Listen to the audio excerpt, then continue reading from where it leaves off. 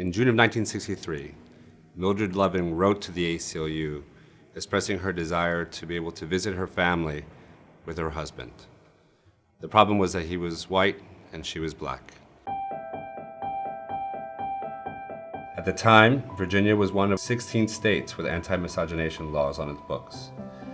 She wrote to the Justice Department, and she was told to write to the ACLU. She said, "We know we can't live there, but we'd like to go back once in a while and visit our families and friends." And in 1967, 4 years later, the Supreme Court unanimously struck down all state bans on interracial marriage. Almost 50 years later, the Loving decision paved the way for marriage equality among same-sex couples. In 2015, the Supreme Court referenced the Loving decision when it guaranteed the right for LGBT couples to marry.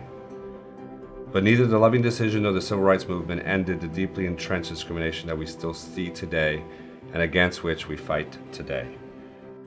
Well, it's always important, whether it's Loving or any other form of discrimination.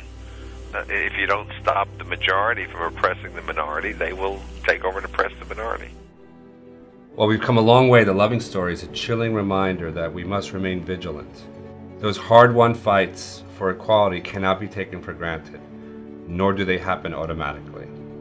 Today, in proposals by the incoming Trump administration, as well as in laws and policies being proposed in states across the nation, we find that our basic civil rights that are protected in the Constitution are at risk. The Lovings were asleep in their home when they were first arrested.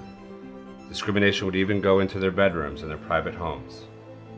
And what the Lovings taught us is to never underestimate the power of standing up for what you believe in, and that the power of love and of justice will prevail.